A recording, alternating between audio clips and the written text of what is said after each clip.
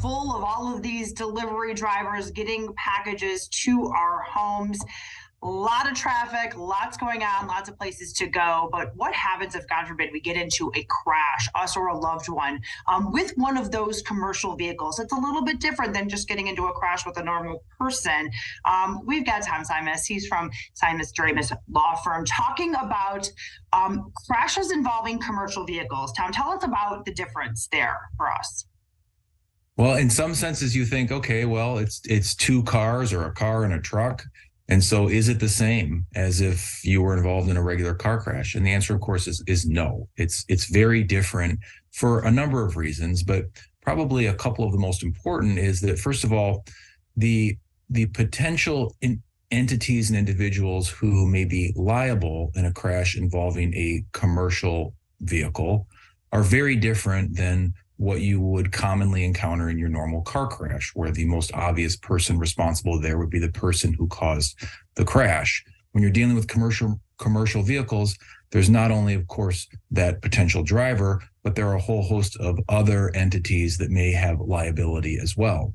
Secondly, when you're dealing with commercial motor vehicles, we have a very specific set of federal regulations that have also been adopted in Michigan that apply to commercial motor vehicles that are different than the general rules of the road that apply to cars. So even though on its face it may seem the same, beyond that, pretty much every aspect of these type of crashes are very different than what you would commonly expect in your sort of garden variety car crash.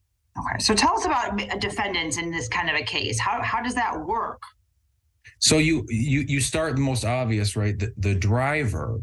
But then the question becomes, all right, who else is responsible for the driver's conduct? And this is a concept that we in law sometimes call vicarious liability. The idea that there is another entity responsible for the acts of one particular person. The most common kind of vicarious liability that we have is employee and employer. So if an employee commits an act of negligence, the general rule of vicarious liability is that the employer is responsible for the employee's acts if the employee was acting in the course of their employment. So that, of course, is different than what you would encounter in a typical car crash.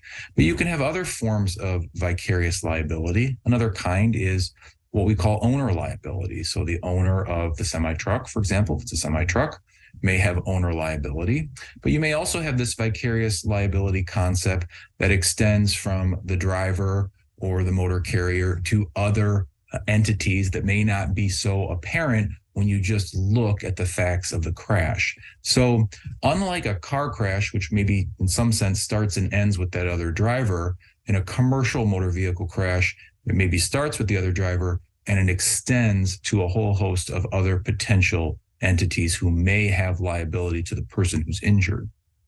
And as they're talking about that injured person, why is it important for them to know that there could be all of these potential defendants in this case? Well, for the very practical reason that the more defendants that there are, the more potential insurance entity issues there are. In other words, the more potential insurance coverage there may be, or the more different insurance carriers may be involved.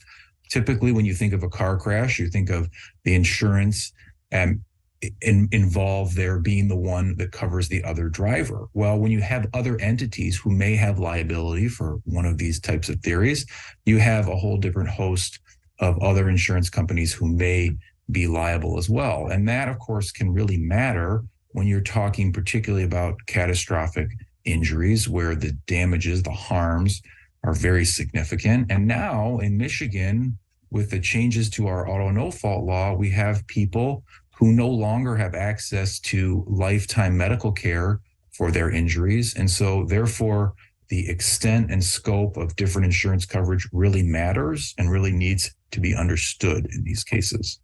Absolutely. Yeah. People need to know that what their rights are, and that's a pretty scary situation to be in. So if people want more information, what do they need to know from you?